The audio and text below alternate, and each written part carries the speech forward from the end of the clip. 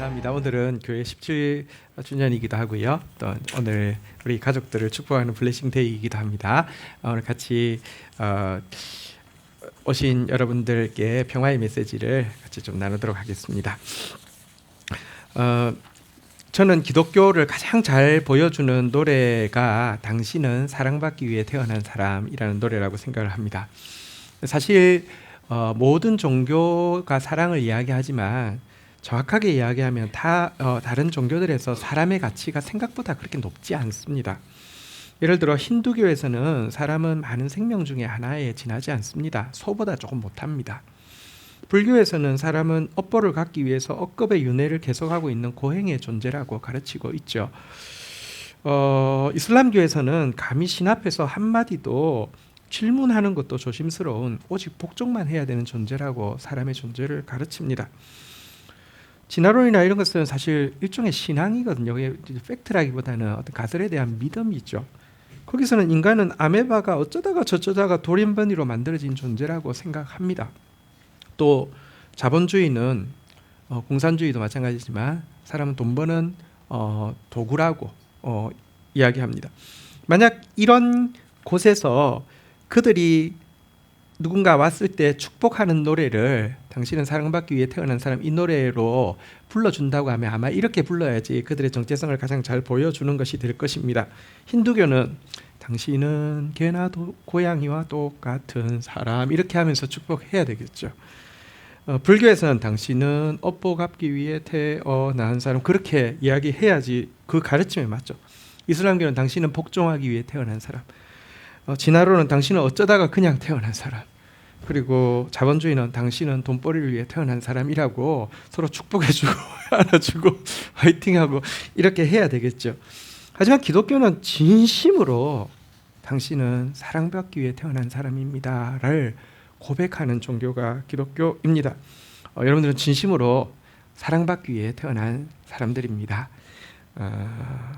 제가 노래를 불러드리겠습니다. 다 아시죠? 당신은 사랑받기 위해 태어난 사람, 당신의 삶 속에서 그 사랑 받고 있지요. 네. 오늘 저는 정말 사랑받기 위해 태어난 사람인 여러분들에게 예수님께서 예비하신 가장 귀한 선물 한 가지를 나누어 드리려고 합니다. 그것은 평화입니다. 평화란 무엇이냐고 하면 모든 관계에서 전혀 막힘이 없는 상태를 이야기하는데요. 사실 우리 사람을 딸리 인간이라고 하는데 인간이란 말 자체가 사람 인자에다가 사이 관자죠. 그러니까 사람 사이, 다시 말하면 관계. 인간에게는 관계가 마치 물고기의 물과 같이 관계 없이는 인간이 존재할 수 없기 때문에 사람을 인간이라고 부릅니다. 사람은 참 많은 관계 속에 있습니다. 먼저 사람은 누구나 자기 자신과의 관계를 가지고 살고 있죠. 어떤 사람은 자기와의 관계가 상당히 좋은 사람이 있습니다. 건강한 자존감, 자아상을 가지고 있는 사람이 있는가 하면 또 반대로 자신과의 관계가 굉장히 나쁜 사람도 있죠. 낮고 왜곡된 자아상을 가지고 스스로 자학하는 사람도 있습니다. 자기와의 관계도 있고요. 또 사람은 모두 대인관계도 가지고 살고 있죠. 다른 사람과의 관계입니다. 가깝게는 부모, 또 부부, 또 친구, 동료, 나중에 자녀들과 관계를 맺게 될 것입니다. 솔직히 말하면 교회에 왔을 때 얼굴만 딱 보면 부부싸움하고 왔는지 안 왔는지 알 수 있습니다. 부모님께 야단 맞고 왔는지 안 왔는지도 알 수 있고요. 여러분들이 연인하고 다투고 혹시 깨어져서 왔는지 안 왔는지도 주일날 딱 보면 알 수 있습니다. 왜냐하면 우리는 관계에 엄청나게 영향을 많이 받는 사람들이기 때문에 그렇습니다. 이 관계는요, 사실 눈에 보이는 관계뿐 아니라 민족이나 국가나 세계와도 대인관계 속에 구체적으로 영향을 받고 있습니다. 우크라이나 전쟁이 일어나도 혹은 팔레스타인에 지금 막 그 전쟁이 일어나도요, 지금은 경제적으로 금방 영향을 끼치고 사실 경제적인 부분뿐 아니라 정서적으로도요, 나 특별한 문제 없는데 왜 이렇게 힘들지? 힘든 게 당연한 겁니다.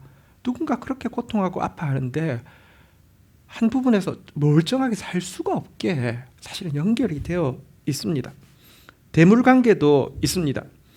어떤 사람들은 물질을 종처럼 부리고 주인으로서 잘 다스리기도 합니다. 그러나 어떤 사람들은 물질을 주인처럼 떠받들고 종로로 하는 사람들도 있죠. 이것은 대물관계가 잘못되어진 것이죠. 대물관계는 시간도 해당합니다. 시간도 돈이잖아요.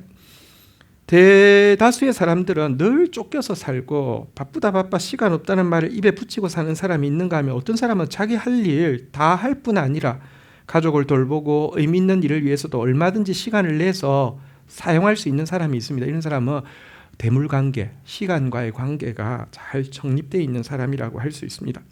그런데 또 한 가지 관계가 더 있습니다. 그것은 인식하지 못하고 있을 수도 있는데 인간은 누구나 대신관계, 신과도 가깝든 멀든 관계를 맺고 있습니다. 현대인들은 사실 대신관계가 굉장히 멀고요. 또 많은 현대인들은 하나님과의 관계라는 것은 아예 존재할 필요조차 못 느끼고 있기도 합니다. 왜냐고 하면 많은 사람들은 과학이라는 이름으로 아무런 설계 없이 어쩌다가 그냥 생긴 우주와 지구 속에 나도 아무런 의도 없이 우연히 실수로 단세포가 진화해서 생긴 존재라는 가설을 맹신하고 있기 때문에 그 입장에서는 신은 워낙 존재하지 않기 때문에 대신관계라는 것은 존재할 수 없다고 생각합니다. 존재할 필요가 없는 것이죠. 하지만 한번 자세히 생각해 보십시오. 만약 이 믿음이 사실이라고 하면 인생에 무슨 의미가 있습니까? 인생에 무슨 궁극적인 목표가, 가치 있는 목표가 있습니까? 인생에 대한 대부분의 도덕적 고민이나 깊은 사유는 무의미한 것이 될 것입니다. 그러나 조금만 더 생각해 보십시오. 정상적인 상태에서 모든 인류가 가지고 있는 공통적인 도덕적 기준, 바른 삶에 대한 공통적인 견해, 영원한 세계에 대한 공통적인 갈망은 우연히 생겼는데 동일하게 이렇게 있다. 그것이 더 쉬운 설명일까요? 아니면 온 세계의 설계자이신 하나님이 계시다고 믿는 것이 더 현실적인 믿음일까요? 그리고 만약 이런 설계자가 있다고 하면 대신관계는 어쩌면 앞에서 이야기한 나와의 관계, 다른 사람과의 관계, 대물관계를 넘어서 가장 중요한 관계가 될 것입니다. 사실 오늘날 우리 한국 사회는 이제 더 이상 우울증의 문제, 공황, 정신장애의 문제는 남의 이야기가 아니라 정말 피부에 와닿는 문제죠. 어느 가정도 자유롭지 못합니다.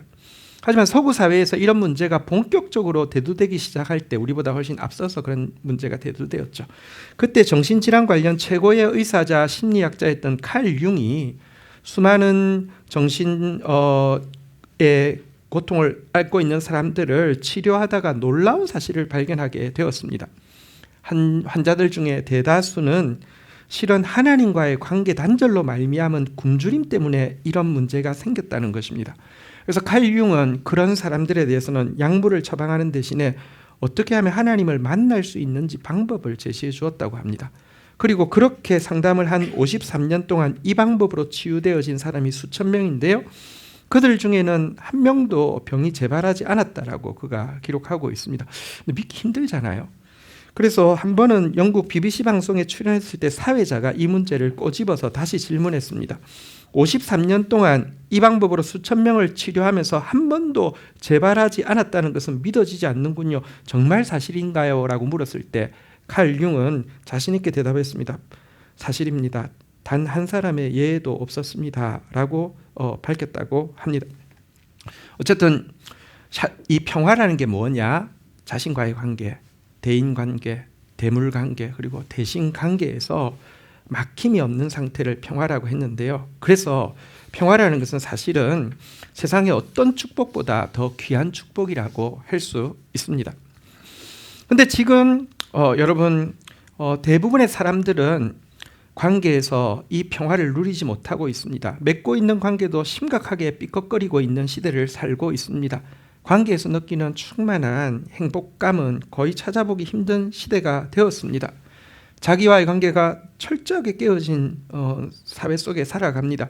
자기와의 관계의 최종 파괴는 무엇입니까? 자기가 자기를 죽이는 자살이겠죠. 그런데 한국 사회는 자살률로 세계 1위가 되어버렸습니다. 대인관계도 너무 많이 깨져 있습니다. 우리 주위에 결혼 지옥이라는 말이 그냥 현실인 가정들 너무 많고요. 이혼율 세계 1, 2를 다투게 되었습니다. 부모와의 자식과의 관계도 깨어져서 아예 얼굴 보지 않는 가정도 많이 있고요. 형제간도 만나기만 하면 싸우는 가정들이 많죠. 그래서 명절 연휴에 살인사건이 많이 난다고 하죠. 가정 안에서 이러니 여러분 뭐 일로만 단 직장 안에서요, 내가 조금만 힘이 있으면요 갑질을 하는데 보면 정말 가관인 모습이 너무 많고요. 또 사이버상에서는 익명성이 보장되는 데서 보면 진짜 악랄하게 음해하고 모욕하고 저주하는 것이 가득 차 있는 것은 이미 대인관계가 다 깨어져 있기 때문에 표출되어서 나오는 것이죠. 대물관계도 너무 잘못되어 있습니다. 미국의 여론조사기관 퓨 리서치라는 곳에서 주요 17개국 성인을 대상으로 삶을 가치 있게 만드는 것이 무엇인가라는 설문을 했는데 나머지 16개 국가의 1위는 가족의 행복이었는데요. 한국은 물질이 1위였습니다. 이 리서치에 대해서 비평을 하면서 이렇게 일리노이 대학교 심리학 교수 에드 디너는 이렇게 해놨네요. 한국인은 지나치게 물질 중심적이며 사회적 관계의 질이 낮다. 이는 한국의 낮은 행복도와도 밀접하게 관련되어 있다. 한국인의 물질 중심주의적 가치는 세계 최빈국인 짐바브웨보다 심하다. 이렇게 이야기했는데 대물관계가 상당히 많이 잘못되어 있습니다. 이건 좀 진짜 뭔가 문제가 많습니다. 왜 이런 일이 일어나게 되었을까요? 왜 이 모든 관계가 다 깨어지게 되었을까요? 성경은 이처럼 모든 관계가 깨어지고 평화가 사라진 이유에 대해서 한 단어로 설명하고 있습니다. 죄라는 단어입니다. 여러분, 죄란 솔직히 말하면 아주 기분 나쁜 단어고요. 쾌쾌 묵은 단어고요. 박물관에 들어가 있어야 할 것 같고요. 아주 원시적인 용어입니다. 하지만 그렇지 않더라고요. 저는 저 자신을 알아가면 알아갈수록 나에 대한 가장 정확한 데피니션은 나는 죄인입니다 외에 더 나은 것을 발견할 수가 없습니다. 물론 여기 있는 청년들 중에서 저를 처음 보시는 분들은 잘 모르는데 저 사람이 굉장히 죄인이구나 이렇게 생각하고 무서워하실지 모르겠습니다. 하기야 누가 제 얼굴과 이름을 도용해서 주식 투자 사기방을 하나 만들어가지고 제 이름으로 막 이렇게 하더라고요. 제가 사기꾼처럼 생겼나 모르겠습니다. 어쨌든 근데요, 사실 저를 아는 사람이 저보고 거짓말장이라고 사기꾼이라고 할 사람 사실 한 명도 없다고 저 자신하고 이야기할 수 있고요. 나 때문에 피해봤다고 말할 사람 혹시 있을 수도 있습니다. 그러나 극소수일 거라고 생각합니다. 그런데 왜 나는 나를 죄인이라고 할까요? 그것도 죄인이라는 설명 외에는 나를 설명할 다른 적절한 단어가 없다고 생각할까요? 이유가 충분히 있습니다. 한 4가지 정도의 이유가 있습니다. 첫째는 내 안에 있는 고장난 이중잣대를 생각할 때 나는 죄인이라는 말 외에는 스스로를 평가할 방법이 없습니다. 나는 나의 게으름이나 실수, 나의 잘못에 대해서는 너무 너그럽고 너무 쉽게 자기 변명이 통하지만 똑같은 게으름과 실수와 잘못을 다른 사람이 하면 너무나도 온도 차이가 나게 그 사람을 대합니다. 말할 때도 다른 사람에 대해서는 무의식 중에 쉽게 깎아내리고 자신에 대해서는 무의식 중에 미화하고 포장하고 있는 내 모습을 발견합니다. 나는 철저히 내로남불이 아예 몸에 배어 있는 존재입니다. 두 번째로 내 안에는 뿌리 깊게 교만이 자리 잡고 있음을 인정할 수밖에 없습니다. 내 안에 조금만 잘하는 거 있으면 절대 놓치지 않고 우쭐댑니다. 다른 사람들보다 조금만 나은 것이 있으면 어떻게든지 자랑질하려고 하고 드러내려고 합니다. 그것만 해도 애교로 넘어갈 수 있을 텐데요. 그러지 못한 다른 사람을 보며 나는 저러지 않는데 쟤는 왜 저래 하면서 그 사람을 판단하고요. 나만큼만 좀 해보라고요 하면서 비웃고 소리치는 내 내면의 소리도 듣게 됩니다. 이런 교만을 느낄 때마다 난 진짜 죄인이구나를 느끼게 됩니다. 세 번째 이유는 내 속에 있는 처절한 나약함과 치명적인 사악함을 동시에 보기 때문입니다. 나는요, 진짜 마땅히 해야 될 선한 일에 대해서는 얼마나 의지가 박약한 존재인지 모릅니다. 얼마나 무관심한지 모릅니다. 10,000가지 핑계를 대서라도 결국은 안 할 때가 많습니다. 하지만 절대 하지 않아야 될 악한 일에 대해서는 얼마나 집착이 강하고 얼마나 관심이 많으며 10,000가지 장애물이 있어도 뛰어넘고 결국은 해내는 내 모습을 볼 때가 너무 많습니다. 와, 나는 진짜 절망적인 죄인이구나 인정할 수밖에 없습니다. 마지막 4번째로는요, 내 속에 있는 엄청난 무지와 편견을 발견하기 때문입니다. 제가 지금 저희 부모님, 제가 지금 저희 자녀, 제가 지금 아내, 제가 우리 교회 성도들을 제가 지금 하나님을 향해서 가지고 있는 이 시각들이요, 10년 전, 20년 전에는요, 그때도 목사였던데 정반대로 알거나 정말 하나도 몰랐거나, 그래서 그때는 나 딴에 잘한다고 했던 말이 지금 되돌아보면 정말 못된 말이었고 못된 행동으로 관계에 상처를 주고 있었습니다. 그때는 하나님의 이름으로 그 바르다고 했는데 지금 생각해 보면 정말 잘못했습니다. 그런 일들이 하나하나 떠오를 때마다 부끄럽고 몸둘 바를 모르겠습니다. 심지어 지나간 일뿐 아니라 지금은 그런 생각이 듭니다. 지금 내가 알고 있다고 생각하는 것, 지금 내가 맡고 있다고 생각하는 것 역시 이 안에도 엄청 많은 무지와 편견이 섞여 있을 수 있다는 것을 인정하게 됩니다. 그래서 종교적인 자랑이 아니라 어쩔 수 없이 겸손해질 수밖에 없습니다. 이거는 뇌 자체가 오류투성이라는 것입니다. 이런 것들 생각할 때 나의 이중잣대, 나의 뿌리 깊은 교만, 나의 나약함과 사악함, 나의 엄청난 무지와 편견 생각할 때 나는 진짜 죄인이라고 인정이 되는 것입니다. 이런 내가 가장으로 있으니 가정에 진짜 평화가 어떻게 오겠으며, 이런 내가 목사로 있으니 교회에는 진짜 평화가 어떻게 가능하며, 이런 내가 출판사의 사장으로 있으니 회사에는 어떻게 진짜 평화가 임할 수 있겠습니까? 근데 하나님께서 이런 나, 또 이런 우리, 평화를 잃어버린 우리를 불쌍히 여기시고 이 문제를 해결해 주시기 위해서 이 땅에 보내신 분이 예수님이시죠. 예수님이 누구냐? 예수님이 무슨 일을 했느냐? 예수님은 하나님의 아들이십니다. 여러분, 성경을 내가 스스로 펼쳐서 한번 보시면서 예수님의 말과 행동을 한번 살펴보십시오. 그는 결코 훌륭한 한 사람이 아니라 하나님의 아들이시지 않고는 불가능함을 분명히 보게 됩니다. 또한 예수님은 죄가 전혀 없는 분이십니다. 그 안에는 이중잣대도 교만도 나약함도 사악함도 무지와 편견도 전혀 없습니다. 그런데 예수님은 죽으셨습니다. 우리의 죄를 대신해서, 우리의 죄값을, 죽을 수밖에 없는 나의 그 죄값을 대신해서 죽으셨습니다. 십자가 지시기 전날 밤에 예수님께서 하신 말씀이 있습니다. 요한복음 14장 27절인데요. 우리 한 구절 같이 한번 읽어보도록 하겠습니다. 같이 읽겠습니다. 시작. 평안을 너희에게 끼치노니 곧 나의 평안을 너희에게 주노라. 내가 너희에게 주는 것은 세상이 주는 것과 같이 아니하니라. 너희는 마음에 근심하지도 말고 두려워하지도 말라. 여기 보니까 예수님이 이렇게 말씀하셨습니다. 평안을 너희에게 끼치노니라고 이야기했는데, 여기 끼친다는 단어는 원어의 뜻은 유산으로 준다는 것입니다. 여러분, 유산으로 준다, 한번 보십시오. 유언서에 정확하게 유언이 되어 있는 일이 있으면 그분이 돌아가시면 유언을 집행을 하게 되죠. 그러면 만약에 거기 정확하게 기록되어 있다고 하면, 예를 들어 가끔 뭐 이렇게 뉴스나 뭐 영화 같은 데서 나오는 일 있지 않습니까? 웨이터가 어떤 이제 노신사를 엄청 이렇게 잘 대해줬는데, 그리고 끝났는데 갑자기 변호사가 찾아왔습니다. 어떤 님이 당신 앞으로 유산을 남기셨습니다. 유언서를 읽겠습니다 하고도 했는데 돈이 얼마냐? 1,000억이에요. 근데 그게 진짜로 그렇게 유언서에 기록되어 있으면 그 1,000억 줘요, 안 줘요? 주게 돼요.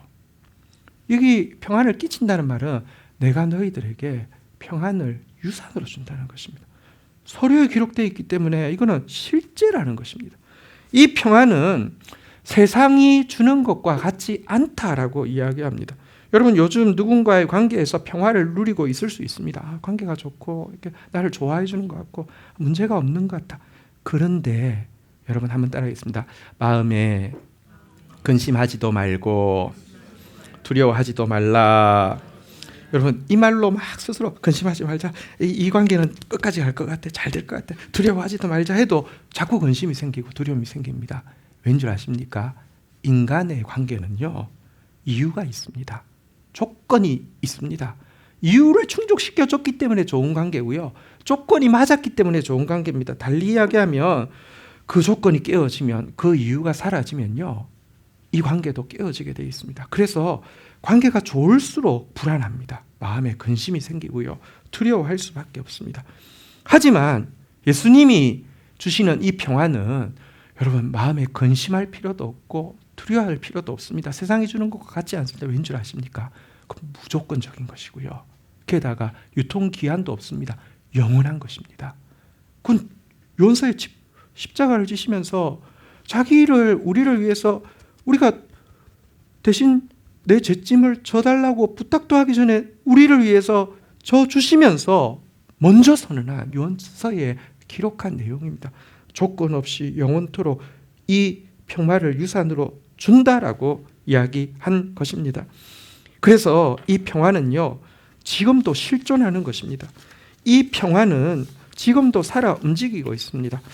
제가 이 평화가 실존한다는 것을 한 이야기를 통해서 나누고자 합니다. 도모다카 시모지라는 사람이 일본 북해도에 있는 탄광촌에서 노역을 하고 있었습니다. 북해도는 워낙 추운 곳이니까 탄광에서 일할 사람을 구하기 힘들어서 그 당시 일제시대에 사형수들에게 사형집행을 연기해 준다는 이유로 이제 그들을 데려와 가지고 강제 노역을 시키고 있을 때였습니다. 수천 명의 사형수들이 탄광에서 일을 하고 있었는데 그 중에서도 제일 악질이 시모지였습니다. 아무하고도 대인관계를 맺지 않았고요. 또 단 한 명도 그를 면회오는 사람이 없는 사람이었습니다. 그런데 어느 날 그에게 한 사람이 면회가 왔다는 전갈이 왔습니다. 올 사람이 없는데 누군지 갔더니 북해도로부터 무려 3천리나 떨어진 일본 최남단의 외딴섬에 사는 유일한 혈육인 8순이 넘는 어머니가 찾아온 것입니다. 마땅한 교통편도 없는 시절 제대로 걷기도 힘든 늙은 노모가 자식 보겠다고 이 멀리까지 찾아온 것입니다. 하지만 워낙에 삐뚤게 돼 있던 시모지는 그 노모 면회를 온 노모 문을 열고 들어가면서 바로 소리쳤습니다. 뭐하라고 여기 찾아왔냐고, 빨리 꺼지라고 이렇게 이야기했습니다. 너무 막 무섭게 막 그 화를 내니까 노모가 그래 곧 돌아가마. 그러니 이것은 받아주렴 하고 보따리를 하나 내밀고 돌아가게 되었습니다. 들어가 보니까 음식까지 하고 성경책이 들어 있었습니다. 마음으로 씁쓸한 마음이 생겼습니다. 우리 그 노친네 예수쟁이 된 모양이군 하고는 책을 그냥 구석으로 틱 던져버렸습니다. 며칠이 지나는 사이에 이 책은 아주 인기가 있었습니다. 왜냐고 하면 담배 말기에는 성경 용지만큼 좋은 게 없잖아요. 사람들이 던져놨으니까 그냥 찢어서 이렇게 말고 이렇게 하는데 계속 찢겨 나가는데 제일 처음에는 별 감각이 없다가 그래도 그 멀리서 어머니가 가져다 준 책인데 이런 식으로 찢겨 나가는 건 좀 그렇지 않나 하는 일말의 어떤 마음이 들었던 것 같습니다. 도대체 어떤 책 주려고 나한테 이 멀리까지 왔나 생각해서 마음이 좀 흔들렸습니다. 그래서 성경책을 처음 읽게 되었는데요. 하나님이 은혜를 주시며 눈이 열리면요. 성경 솔직히 여러분들도 읽기가 쉽지 않지만 이 악질 사형수가 눈이 열리자, 셔터가 열리자 자석이라도 붙은 것처럼 눈을 성경책에서 뗄 수 없게 되었습니다. 읽고 또 읽었습니다. 품속에 넣고 다니면서 휴식 시간에 읽고 점심시간에 읽고 숙소에서 읽고 탄광 속에서도 틈만 나면 꺼내 읽게 되었습니다. 어느 날 탄을 캐는 탄광 속에서 잠시 쉬는 시간이 있어서 조용히 성경을 읽기 위해서 동료로부터 조금 떨어진 곳에서 앉아서 성경을 읽고 있을 때에 엄청난 굉음과 폭발음이 들려오게 되었습니다. 같이 일하고 있던 바로 그 갱도가 무너져 내려서 38명이 들어갔는데 자기를 제외한 37명이 다 목숨을 잃게 된 것입니다. 이 큰 사고를 겪으면서 자기를 살려주신 예수님, 실존하시는 예수님의 사랑을 깨닫고 새 사람이 되게 되었습니다. 하지만 여러분, 이 악질이 새 사람 된다고 해서 이 악질이 여러분 모든 관계가 깨어졌던 나이도 많은 이 사람이 어머니가 8순이면 저 생각에는 50은 됐을 거예요. 이 사람이 새 사람 됐다고 뭘 할 수 있겠습니까? 그런데 그가 모범수로 출소하고 나서 77세로 천국에 갈 때까지 중고등학교를 6개 세우고 고아원을 6개 세웠으며 일본 교육자 대상, 사회사업 대상 받고 훌륭한 기독교인의 모범이 되었습니다. 이것은 예수님이 유산으로 주신 그 평화, 모든 관계에 막힘이 없고 심지어 모든 대물 관계도 막힘이 없었기 때문에 그걸 주인처럼 사용할 수 있었기 때문에 한 일이지 설명이 불가능한 일입니다. 저는 사실 괜찮은 사람이라고 생각하면서 자랐지만 마음속에 평화가 참 없었습니다. 나 자신을 향해서 항상 어떤 자학하는 마음이 있었고요. 항상 무언가에 화가 나 있었습니다. 하나님과의 관계도 항상 그러니까 좀 무서워하는 관계이지 달콤한 관계가 아니었습니다. 이런 제가 예수님께 이 평화를 달라고 구하게 되었습니다. 예수님께서 저 안에 들어오시면서 그 평화를 유산으로 이미 주신 그 평화를 발견하게 해주셨습니다. 그때부터 관계가 많이 바뀌었습니다. 일단 저 자신과의 관계가요, 여전히 저는 좀 완벽주의 기질이 있어서 자신에 대해서 되게 좀 비판적입니다. 그럼에도 불구하고 저 자신에 대해서요 훨씬 좋은 관계를 가지고 있습니다. 다른 사람과의 관계, 예를 들면 부모님과의 관계에서도요, 부모님하고 관계가 얼마나 좋은지 몰라요. 어머니하고 관계가 얼마나 좋은지 몰라요. 옛날에는 많이 싸웠어요. 어머니하고 관계가 되게 좋아요. 자녀들과의 관계, 아내와의 관계, 성도들과의 관계, 시간과의 관계도 마찬가지입니다. 일이 좀 많은 편이기 때문에 항상 쫓기면서 살았는데요. 이제는 똑같은 시간인데 평화가 이루어지고 나니까 할 일 다 할 수 있도록 넉넉히 그냥 시간 부족해서 못한다는 게 핑계가 되도록 바꾸어 주셨습니다. 물질도 여전히 필요한 일이 있으면 하나님이 반드시 공급해 주시는 것을 빠짐없이 경험하고 있습니다. 그러면서 느낍니다. 참 행복하다. 평화 때문에 내 안에 있는 평화가 참 너무 좋다. 그리고 이 평화를 다른 사람들에게도 나누어 주고 싶은 마음이 제 안에 계속 차오릅니다. 이 시간 우리 사랑하는 청년들에게도 예수님이 유산으로 이름 딱 써가지고 이름 써가지고요 유산으로 남겨두신 평화가 거대한 평화가 있습니다. 이 평화를 여러분들이 발견할 수 있기를 원합니다. 그런 마음에서 제가 예수님께 또 저를 위해서 기도하던 것처럼 여러분들을 위해서 기도하고 싶습니다. 제가 여러분들 대표해서 한번 기도할 때 같은 마음으로 기도해 주십시오. 제가 기도하겠습니다. 하나님, 저희는 죄인입니다. 저희의 마음과 행동은 온통 자기로 가득 차 있고 그 결과 모든 관계가 깨어져 있습니다. 저희는 이 같은 삶에 대해 진심으로 회개하고 싶습니다. 그러나 하나님께서 이런 저희를 구원하기 위해 당신의 아들을 보내주시고 십자가에서 죽게 하심으로 평화를 회복시켜 주셨음을 알게 되었습니다. 하나님의 아들이신 예수님, 저희는 이제 더 이상 자신이 자신의 주인으로 사는 삶을 거치기 원합니다. 저희의 삶의 주인이 되어 주셔서 저희가 하나님과 사람 사이에서 참된 평화를 누리는 사람이 될 수 있도록 축복하여 주옵소서. 예수님의 이름으로 기도 올립니다. 아멘. 이 시간 우리 평화가 있네라는 노래를 우리 사랑스러운 우리 두 딸과 아빠가 준비해 주셨습니다. 우리 박수로 듣겠습니다.